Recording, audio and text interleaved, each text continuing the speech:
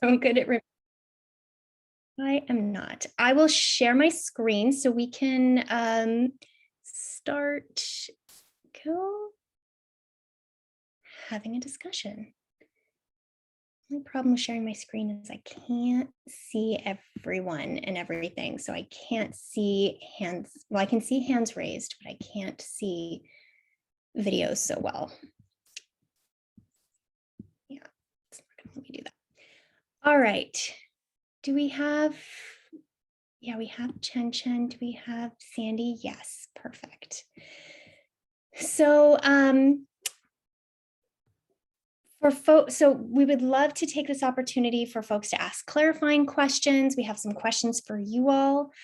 And just for reference on the screen here, some information about the MLPA that was established in 1999, that the MLPA requires the redesign of California's existing MPAs to function as an ecologically interconnected network. And the statewide network is designed to provide ecosystem protections, increase recreational and educational activities, promote scientific research, and rebuild and protect populations of marine species. So I'm going to scroll down and you can see the questions that we have. What I'd like to suggest is that folks raise their hand to ask the question or provide your comments. And we have Chen from the California Department of Fish and Wildlife. We have Sandy Fogg from the Ocean Protection Council. My name is Rochelle Fisher, and this is my colleague, AJ Zenakowski. Am I saying your last name right? I always. It's closer than most people, so you're good. You're so kind. And we are from Strategic Earth. So please, if you are on your phone, press *9. If you are on your screen, you can just click the raise hand button there. So let me just scroll us down. So let's start with some clarifying questions, and that may go into some of these other questions that we have here. Is my screen large enough for folks to see? Should I make it even larger and see how that goes? Can't be too big. All right. So do folks have any clarifying questions for the presentation that Becky provided?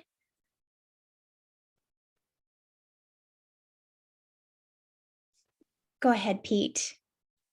Yeah, I just had a quick question about public process for the next sort of year. And I know you covered this, but just in terms of understanding like upcoming workshops or comment periods, and then also sort of engagement from collaboratives. So I don't know if there was anything to add there, but just figured. Chen, do you want to speak to that? Yeah, sure. There isn't a super formal agenda for upcoming meetings yet, but you can continually provide input either through the collaboratives or through our new email, MPA Management Review at wildlife.ca.gov. And we will be monitoring that email and actually cataloging your comments according to topics, and that will be presented to the Fish and Game Commission. So I would say the email is probably the best way to connect with us and send us your input, because we'll have that written down and we are formally cataloging those comments. Great, thank you. Thank you. Any other clarifying questions? Should we dive into the questions that we have for you all?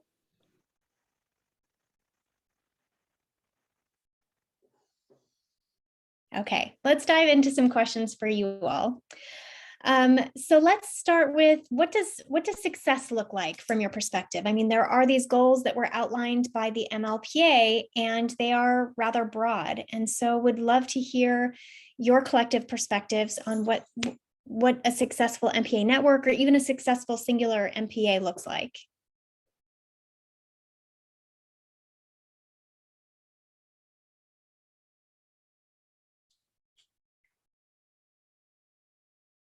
Go ahead, Lisa.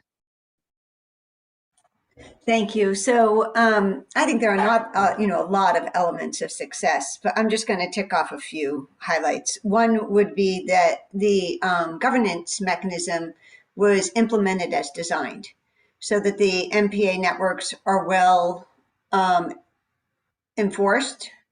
We see a high level of compliance, and that there is, at least a hope for the ecological impacts and social impacts that they were designed to provide. Another element of success is that people have a high level of knowledge about these MPAs in their communities, that there was adequate research, adequate outreach to the community members, and that people know about them and understand their objectives, and they interact with them in some way. And another element of success, I think, is that the MLPA network serves as a real model for other states and people abroad, and that outreach, kind of adequate outreach, is done to kind of utilize the benefits of that model in peer-to-peer interactions. So those are just a few. Thanks. Really appreciate that. Thanks, Lisa. So we're capturing them here as folks are speaking, but hearing lots of different aspects of MPAs, what success means, from governance to outreach and education to serving as a model. Making sure that the ecological impacts and the design is in alignment. Richard? Are you able to unmute? What I see as success for the MPA program has to do with integrating not only community involvement, but jobs that you can create through citizen science projects and integrating them with academia. Recently, the LPC had a program that was really successful in having a paid internship for some of the students, undergraduate students at universities, extending that with the MPA program and integrating citizen science that live here and having them collaborate that way. I think that would be a good nexus, because that would be filling some of the data gaps that are created in the MPA. One of the things that our group Homefront, EJ, has pointed out is we feel that there's, a three-pronged approach of land, sea, and air in understanding ocean acidification and the convection cycle of that. I think that would be a sustainable and a successful program that can be typified everywhere. Thank you. Thank you. So hearing about integrating community involvement and job creation through citizen science and integrating citizen science in academia. You mentioned the paid internship program through the Ocean Protection Council. And that more about integration and collaboration with citizen science. Charles? Hi, I'm Charlie Colgan. I'm Research Director at the Center for the Blue Economy at the Middlebury Institute in Monterey. And with my colleague Phil King from San Francisco State, we just completed a study for Lisa and NRDC on what we know about non-consumptive uses of recreation of the California coast. And we basically scoured through every data set that is publicly available. At least we think we got most of them. There are a couple of things I want to add in the section on what needs to be done in the future. But let me, with respect to this question of success, I think an element of success, certainly not the only one, is that recreational users of the waters in and around MPAs find it a high value recreational experience. One of the reasons that you protect areas is to protect ecological values, which which contribute to the quality recreational experience. And so one of the things we as economists want to ask is, what is the economic value of the recreational experience, and how many people are using taking advantage of those experiences? Right now, we can't answer either of those questions. We're not even close to being able to answer most of those questions. Certainly for the MPA network as a whole, though there may be some specific studies of specific areas where one could approach an answer. But if one was to look at this from the decadal system point of view, those are important questions, I think, for California, and ones that we cannot say very much about right now. Mhm.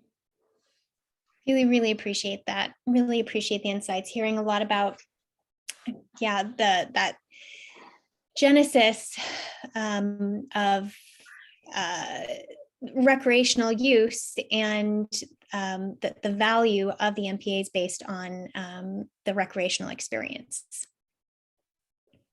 And if I'm Charles, I just wanted to ask if your report on non-consumptive uses is available, because we'd be really interested in that. We acknowledge that we're really behind on socioeconomic research and studies on MPAs, and that's something that has come through in those scientific working groups. So we know we have to work in that area in the future.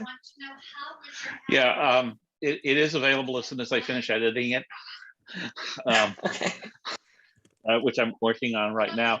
One of the interesting things about this is that in a decade ago, the MPA network invested in some really excellent research on recreational uses, which covered most of the California coast, but bizarrely left out Monterey County, Del Norte, and Humboldt counties. But it had really interesting, it was the best thing we found about recreational use for non-consumptive uses, and has not been updated at all. So there's 10 now 12-year-old data available, but nothing's been updated on that. So that's a question I'll come back to when we talk about the future. And can you, were those through the MPA Baseline Program, or do you know? They were through the baseline program. Yes, exactly. Okay, perfect. Just trying to make sure our notes are good here. That's great. Okay, so we have Mark, and then we have Keith, and then we have Kimberly. Go ahead, Mark. Thank you. I want to acknowledge the presence of some of the people who 15 years ago were the people who laid out the mapping of the MPAs. It's nice to see some familiar old friends on the call. When we did that work 15 years ago, we were working toward the goals written into the legislation and believing that we were preserving ecosystems and maintaining the abundance and diversity that many of the speakers that have come before me have already alluded to. We were working to preserve peak experiences for non-consumptive users of all kinds, viewing abundant wildlife in areas freely accessible to all non-consumptive use types. We had a significant success. We have an MPA network. It's a huge achievement. It's a compromise because at the time it was a political process and we had to negotiate with consumptive interests, and we balanced economics on the consumptive side against economics on the non-consumptive side. Unfortunately, we didn't have as much data as Dr. Colgan points out on the non-consumptive side. It was interesting that, as with the meeting that we're in now, which I think had 130 something participants, compared to the commercial meeting that I dropped into a week and a half or two ago, which had about half that number. We didn't have anything like demographic or democratic representation. So it's not clear that the will of the majority of people was actually carried out. And I hope we will pay attention to that in doing our adaptive management. The biggest point I want to make is that 15 years ago, we had no idea about the ecological conditions that we would be discussing in 2021. And we have global warming, ocean acidification, but more locally, we have what may be the effects of those things in the explosion of sea urchin populations mowing down kelp forests.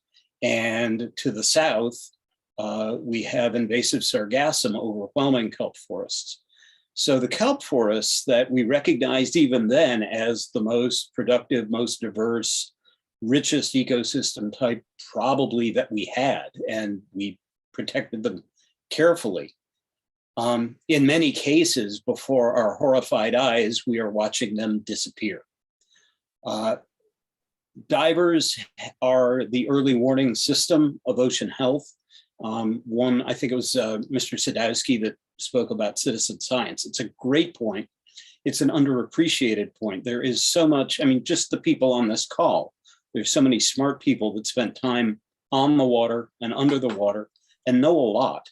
And that collective knowledge isn't really being taken advantage of in the way that it could be or should be. So we need to gather that feedback, and more importantly, we need to act upon it, because there is a small number of non-consumptive people, a lot of them divers, including myself, who have been for years speaking to this point. And we are just at the beginning of having a means of addressing preservation, protection, and restoration of disappeared kelp forests. I could go on, but it wouldn't be fair. So thank you for the time, and I'll defer to the next speaker. Thanks, Mark. And yes, hopefully, so as folks are talking, we are trying to capture which remarks fit in these bins of the questions that we have for you all. So we, in addition to what we heard Mark say about the compromises that were made 15 years ago, and the lack of knowledge of ecological conditions. I'm sorry, I am just tripping over my tongue left and right today. And that, the MPA network at the time, was tried to balance the economics of the consumptive and the non-consumptive uses. And it's not clear if the will of the people was carried out in the MPA network. We also heard that, there's been the disappearance of kelp forests. That's something that we identified here as a high priority topic or issue or source of information that could be included in the Decadal Management Review. And that we also heard that divers are really great sources of information to help inform ocean monitoring, and would like to see the collective knowledge of ocean users help inform the management of the MPA network. Do I have that right? Seeing head nods. I've got like essentially, yes. The point I made about the data gap was that the amount of data about consumptive use and its economic value at the time, and I think still does, overwhelm the amount of data we have about the economic value and cultural value of non-consumptive use. And to really do adaptive management correctly, we need to balance those. Got it. Thank you. Keith? Thank you, Rachel. Yeah, I just kind of follow up on what Mark was saying, is that we are seeing this disappearance of kelp forests, and it's not for lack of looking. I'm a volunteer for Reef Check California, and I've been doing that since 2009. And I live nearby Monterey, and I survey around the 18 sites that Reef Check surveys around the Monterey Peninsula regularly. And I've watched it all just go from a beautiful kelp forest and biodiverse area to something that is just an urchin barren in many cases. There's no absolutes, but generally, if you're going to score the Monterey marine protected areas, I would give them a D in terms of the amount of urchins and kelp that's left in it and the amount of fishing opportunity. that is remaining in these areas. So what I want to see, I think what's important is that these citizen science efforts, like from Recheck California, where we give this data about local issues, local problems with these marine protected areas, that is acted upon locally, instead of waiting for a 10-year review that affects the entire coast.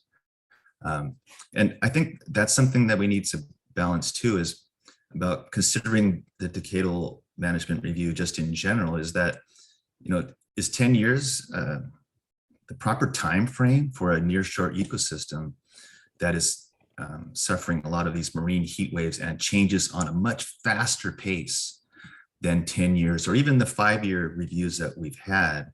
And we've had 5-year reviews on the Central Coast, but they've been, everything that came up on them, there was no changes, right? It's the same math errors every time that just get cut and pasted every year. And I think that's something we need to consider, is that, can we have local adaptive management? And that's where I think our role, like the second question of what role would we like to have play in the community, is that the citizen science and the diving community would like to participate in ocean stewardship, in kelp husbandry, right here on the Central Coast. And we're looking for that opportunity. And we want that to happen in a very short term. Thank you. I'll leave it there. Thank you.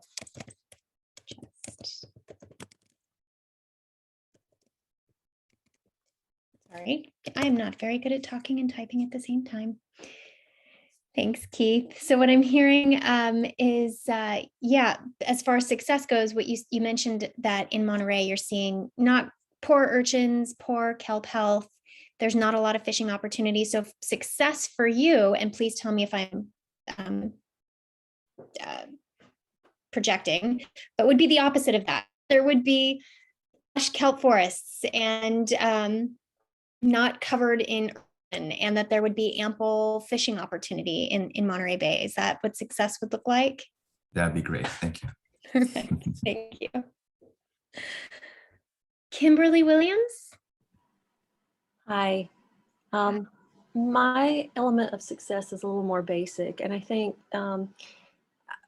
one of the things we've encountered here, I'm with the San Mateo County chapter of Surfrider Foundation, is that an element to success is how well the collaborative relationships with other local agencies and entities function, and whether those partners are effective in their roles as partners.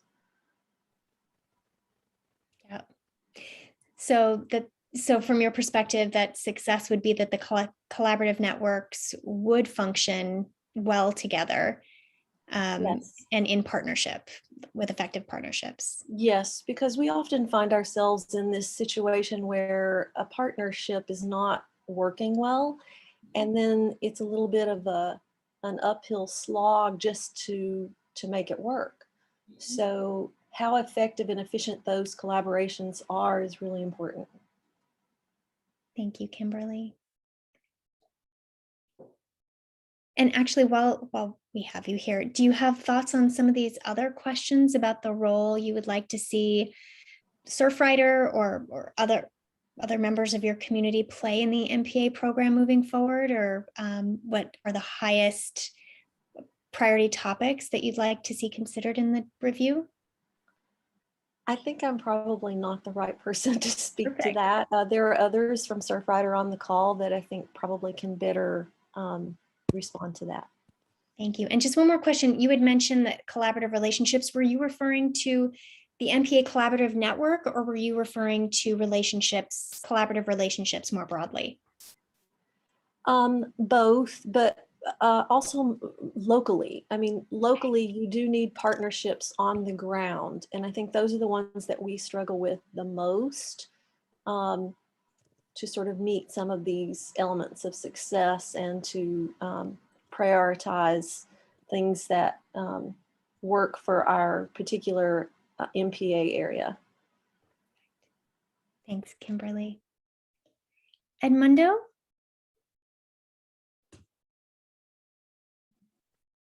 Hi, I'm also a member of the San Mateo County Clarifier Foundation, but I'm also a commissioner here on the San Mateo County Harbor District. And I've lived on the coast for quite a long time, just as background. And so I have a number of comments on this. I won't make them all right now. I agree with the comments that have been made, especially on collaborative work. I'd also like to point out that it's a different world now with respect to the environmental challenges in the MPAs, but it's also a different world now with respect to the number of users, both users that are there for recreation and just enjoyment, and then the consumptive users. And a classic example of that is Pillar Point reefs. I know there's some areas in Southern California that are experiencing the same things that we are. Just a huge increase in number of users in the consumptive end and recreational end. And the challenges here have been one of enforcement. We have an MPA next to a marine conservation area, and they're around the corner, and game wardens can't cover both at periods of high use. And so one of the collaborative challenges that we've been advocating for is to find a way for the public to work with enforcement agencies such as the wardens, but also the local sheriffs, and alongside the educational components of this to actually make an impact on the consumptive side of the MPA, because it's been very difficult for the wardens. So that's one. And the other is that the process by which, like for example, you'll see a theme here, which is Pillar Point reefs, where Pillar Point reefs, the marine conservation area could be moved to a more protective status. It's so long that, and arduous, that it seems like it's something that would be almost impossible to do, but yet if you've seen what happens there, it would make a lot of sense to do something like that. So what I would suggest is it would be great if there was a way, either through some other processes, to add more protection and in a timely manner, rather than the decadal review followed by what seems like another decadal move towards actual legislation. So that I know there's other mechanisms that could be used, and I think maybe that would be a useful topic as part of this with folks that know more about it than I do. I'll leave it there for now. Thank you, appreciate that. So hearing that, yes, that this increase in uses of ocean uses over time, the consumptive and the non-consumptive, just increased substantially over the years. And yeah, I heard you also mention enforcement and the challenges, and that you'd like to see a way for the public to work with the enforcement agencies to improve that. And paraphrasing that, yeah, Pillar Point reef, that you'd like to see it have a more protective status, that it be more in a timely fashion, rather than, during the Decadal Management review, and then, there's another review 10 years later. So would like to see something more timely. Yes, but also not just for Pillar Point reefs, just a discussion about a process so that regulators can actually move towards a more true adaptive management, because if it takes 15 years, it's not really, I wouldn't call that adaptive given the rate at which things are changing. Mm-hmm. So adaptive management would be being able to be responsive in a more timely fashion. Yeah, at all levels. Mm-hmm.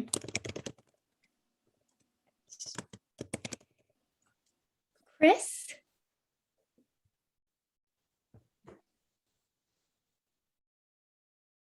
Chris, are you able to come through? I can see your box lit up, but I don't hear you.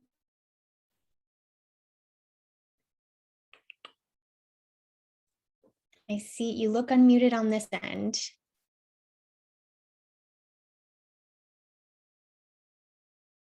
See, let me just mute you and then I'll unmute you. You just sent me a direct message apologizing. That's okay. It happens. All is well. We should be well, we did apologize earlier. These technical glitches happen. They say to move on to someone else now. Thanks, Maybe Chris. he could type his comments in the chat while somebody else is talking, and then we can read his comments out loud. Love that. Thanks, Chen Chen. Yeah, Chris, feel free to put your comments in the chat and you can send them to Chen Chen, myself, AJ, and one of us will read it out. Pete? Yeah, thanks. Pete, also from Surfrider, and thanks for hosting this. I would echo what Kimberly and Edmundo said and many others. I wanted to make another plug for the recreational data on non-consumptive uses.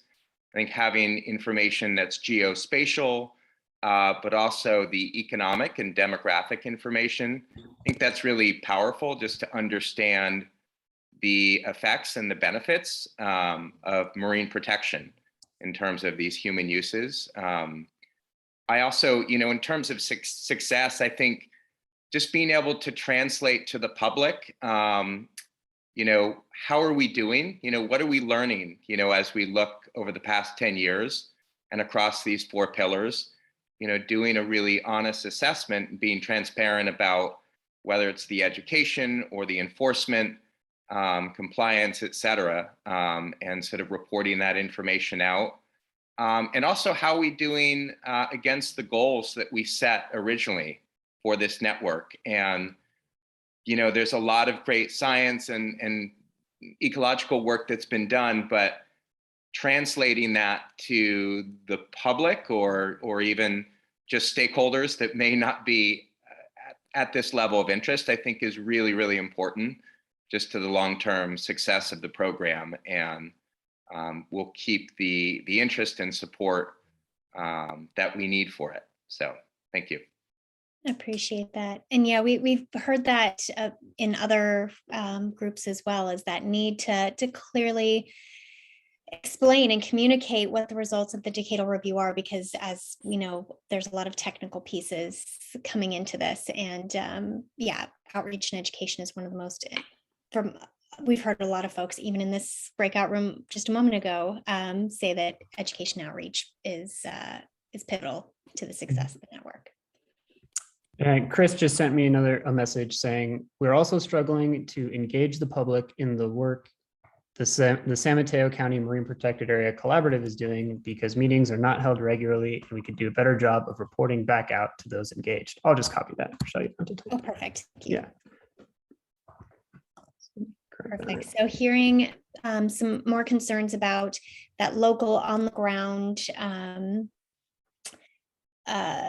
collaboration on all things MPAs and needing regular meetings and reporting back to those engaged. So we've spoken a bit about what success looks like. Oh, Lisa, would love for you to. I was just going to bring us, since there weren't any hands up, but I was going to bring us to the questions. But if you would like to go before I do. No, that's fine. I'll wait and see what question you have. Perfect. So we've talked a bit about what success looks like. We heard a lot about governance and enforcement and outreach and education, and wanting to see lush kelp forests with less urchins to promote, so that there are great recreational experiences. And I'm sure there's more. I'm paraphrasing, trying to do it all from memory. But would love to move into, we've been capturing these as we've been going along because they've been coming up as well, but would love to hear more about how folks see their communities playing a role in the management of the MPA management program moving forward. And Lisa, if you have a comment on this one, or even the next one that we've kind of touched on, is, what are your highest priority topics and or sources of information that should be considered in the decadal management review? Maybe it would be helpful if I just made these a different color.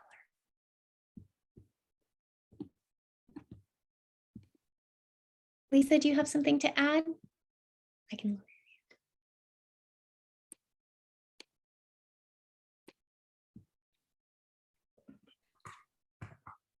Do you need help unmuting, Lisa? No, hi, sorry. I just lost you all. I can't see you. Oh, there we go. I have so many windows open. Okay, so I was going to speak to the question of high priority sources of information. And I have a couple of thoughts in that regard. One is that recently a group of Oregon State University professors came out or updated the MPA guide. And that framework was developed to help evaluate the efficacy of an MPA in the water. And that source of information might be useful in the MPA review in some way. It not only kind of lays out level of protections, but then it walks you through various questions to figure out whether or not the expected protections are actually happening in the water. So that is one source of information that might be useful. Another one is really a high priority topic or issue people have already touched on, but that is that that it wasn't clear when the MLPA network was established how profound a role climate change and ocean acidification may be in shaping the marine ecosystems. And so it would be great to see analysis of whether or not any of the attributes associated with climate resilience are being seen in some of the marine protected areas that are being monitored. And so specifically, whether or not size structure of commercially targeted fish is being restored, whether or not there are large fecund females, for example, whether or not there's biodiversity or the higher biodiversity or the presence of keystone species, etc. So doing kind of a very specific analysis of attributes associated with climate resilience, I think would be great and may help inform the adaptive management given the important role of climate change in shaping these communities. Another thing, which is a high priority topic or source of information, is it might be good to do an inventory or some outreach to businesses that rely on healthy marine ecosystems. Now, I don't know how much primary data collection is going to be going on during this MPA review, but if there is an ability to do surveys or kind of do a formal check-in on businesses that rely on healthy marine ecosystems, that would be great. And so when you say businesses that rely on healthy and reliable ecosystems, do we mean like diving businesses, fishing, like recreational fishing, commercial, of course, too? Yes, so that would be any of the kind of tourist industries like whale watching, bird watching, the kayaking outfits that people go out and utilize in day trips. And there's an increasing trend in having tour boats. And back when MLPA was established, there were some boats that transitioned from being recreational fishing boats to kind of dive boats. So checking back in with those businesses would be a really good idea. So you have actual data and information. And just wanted to mention that unfortunately, because these meetings are being held during the day, there may be a lack of representation for some of those industries here in these public fora because they're out on the water. Thanks, Lisa. Yeah, that is something that was taken into account. The other meetings were later in the day to accommodate, trying to accommodate as many schedules as possible, and yet there are challenges to that. And so absolutely hear that. Lisa, I also wanted to respond to your comments about a survey to marine businesses and just say that CDFW is developing such a survey. So we're working on it. Okay, great. Thanks, Chen Chen. So I see, so I want to acknowledge too that there's been some notes sent. I just want to check in to see if there's any voices that we haven't heard that are trying to get through that would like to be heard. And please leave your hands up. The ones that are up, I would love to get to you as well. But yeah, are there any voices that would like to come through that haven't been able to yet? And if you can't figure out the hand raise feature, just try pressing mute and saying hi, or message in the chat to me or AJ or Chen Chen.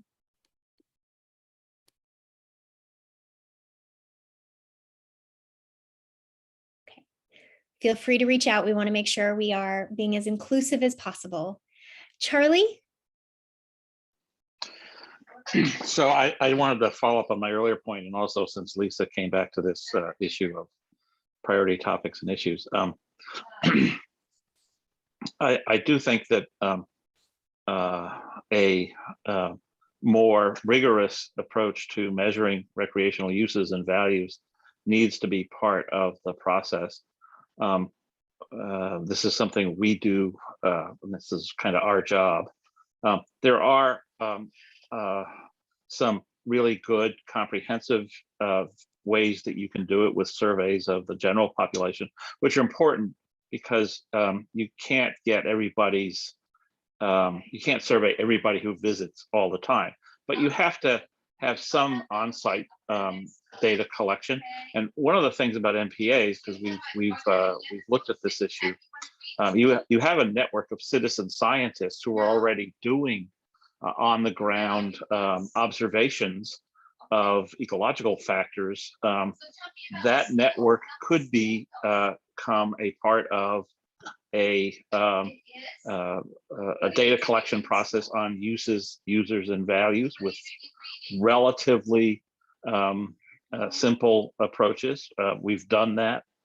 I also think that there are many lost opportunities in the state's data collection systems already.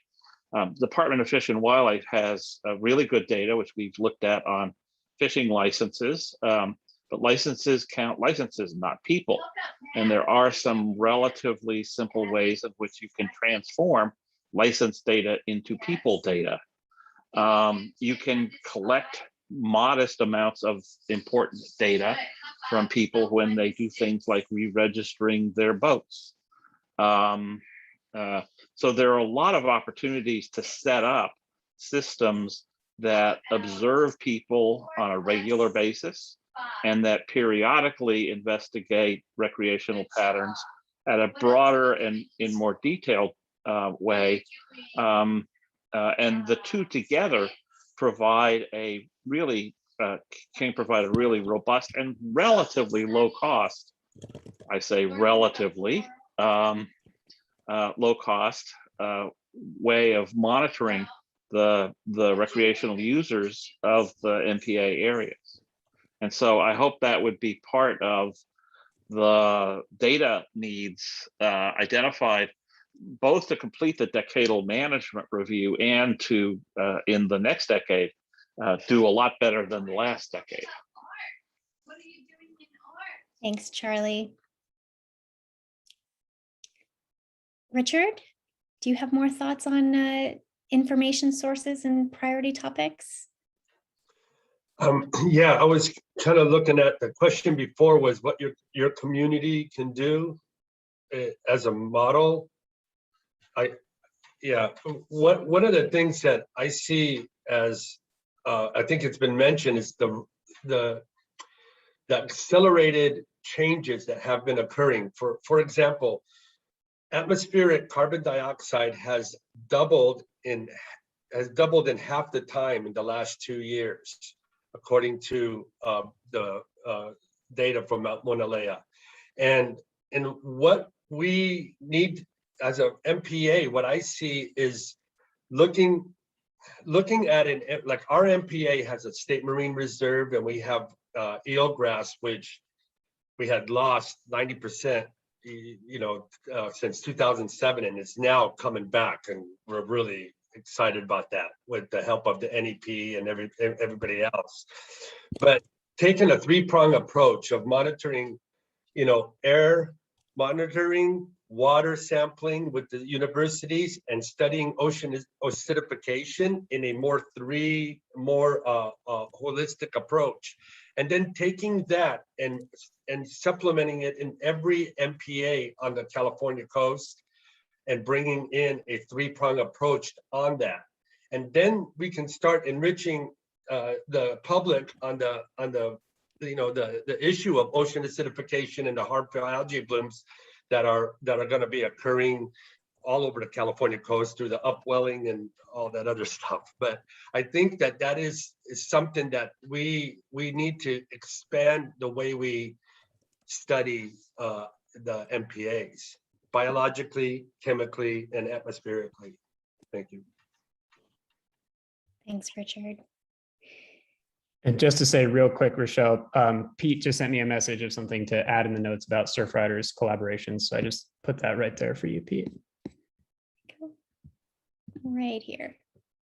Yes, I circulate. Highlighting the right, perfect. Correct. Sounds great.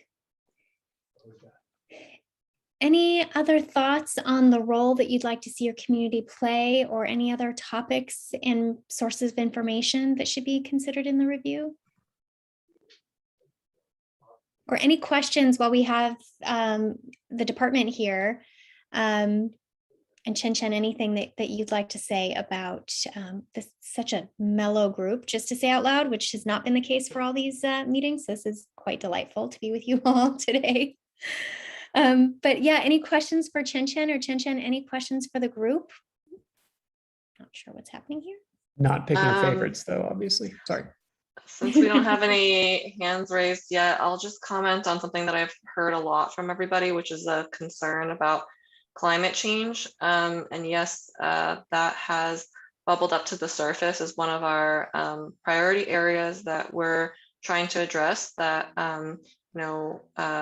wasn't well addressed during the MLPA process. So we have a scientific working group report on climate resilience and California's MPA network that is up and available to the public. It provides us with some recommendations and questions and moving forward. So we don't have anything to present on at this DMR, but we're making recommendations for the future. And we're getting back a lot of the long-term monitoring scientific reports right now, and having gone through some of these drafts, I've seen a common thread through a lot of them. A lot of them have been monitoring through the marine heat wave. And so that is probably something that we'll be mentioning in the Decadal Management Review, and how our MPAs and biological communities have responded during the marine heat wave. And so that kind of hints at climate change and resilience.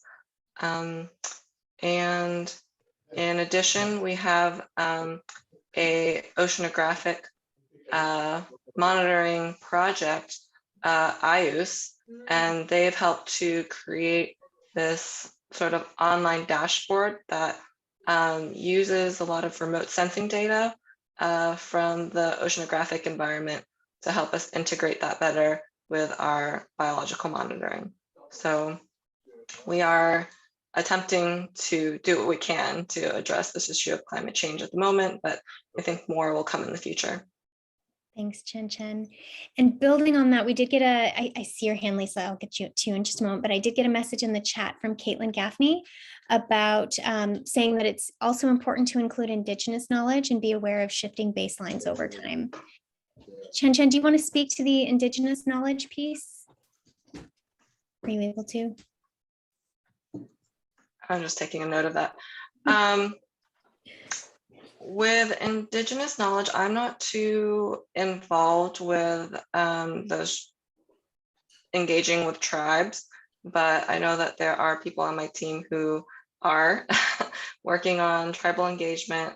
There has been an OPC funded project to work with tribes and utilize their expertise and history in informing and monitoring marine protected areas, though I don't have updates on that project. And we are engaging with tribal governments with the DMR, the Decadal Management Review. So we've reached out to them, and some of them have responded saying that they are interested in contributing and or receiving information about it. And regarding shifting baselines, while talking to long-term monitoring researchers, I think that is something that everybody is aware of, is that there's kind of a question in the scientific community as well in regards to what is resilience. Is it bringing things back to an unmodified state, or is it trying to maintain ecological functions and allowing some species turnover with climate change? And so that is kind of a change in perspectives that we are still thinking about and grappling with. It's more of a sort of values judgment. Thanks, Chen Chen. And just building on the tribal engagement piece, there is a tribal coordinator that was hired. Of course, the agency also has other tribal staff, but the tribal coordinator will help draft portions of the report and share it with the tribes to make sure that it's inclusive of tribal knowledge. Lisa, I saw your hand was up and it went down. Did you want it up? Sure. I just had one final thought about community, what our community can do and help engagement, and had brainstormed some ideas with some of my colleagues. But there's increased interest in increased access for marginalized communities. And I can imagine that collaborations with ENGOs who are interested in that might be something in the future of the MLPA network. So I just wanted to get that down as a brainstorm idea. And then I know that enforcement has been mentioned many times, but I'm not sure it was mentioned in the context of the question, what are the highest priority topics or issues and sources of information that should be considered? And wanted to make sure that some type of rigorous analysis of enforcement capacity and whether or not it's adequate for the existing network, what the violations have been, any kind of insights or lessons learned from those violations and compliance would be great. Thanks, Lisa.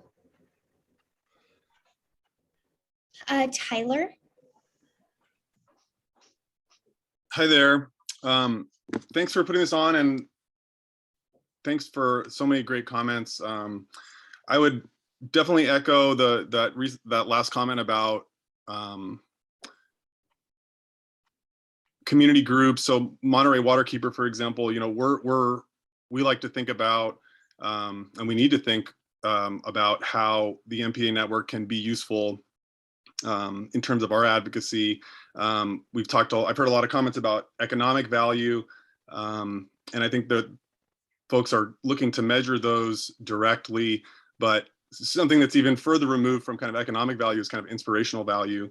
And when we think about interacting with youth and kind of inspiring the next generation, talking about some of these existential issues such as climate change, you know, it's even harder to quantify those values. But anecdotally, I think we can all kind of attest to the importance of kind of these hope spots. So I think that's just that's a comment, but it's also kind of a general comment, but it also speaks to you know, what community groups and nonprofits like ours, kind of how we value them in some respects. And so that's one thing. One thing I also like to mention is just that we think that it's also important to look at some of the strategies for strengthening MPAs in the decadal review. And so one that we've identified specifically is water quality protections for MPAs. So we encourage that be part of the decadal review, and potentially kind of promoting some of those pathways that have been identified to strengthen MPAs, which a number of commenters have talked about. Specific, aside from water quality, enforcement is a big one, and also kind of looking at these concepts of how citizen science, education, stewardship can also be really powerful for enforcement and getting compliance. And so that's something, they're kind of separate pillars, but I think anecdotally we'd like to see that. Right on, man. Put that Thank you. citizen science out there. Thanks, Richard. So we have about 3 minutes left. Is it 2 minutes left? Delia? Is it Delia? Delia? Yeah, you got it right. It's Delia. I'm a surf writer, and I apologize. I had to do another meeting halfway through this, so I don't know if anyone mentioned looking at the impacts of offshore wind projects in and near MPAs. I just wanted to flag that as maybe something worth discussing further. Love that. So we are adding that to topics and issues and sources of information that should be considered. So impacts from wind projects in and near MPAs. Yeah, perfect. Thank you. I haven't heard it in the other groups yet, but I can't promise that it's not happening currently in the others. Right. Anything else that would be helpful to flag? Any other helpful reflections or recommendations before our group closes? Keith? Yeah, thanks, Rachel.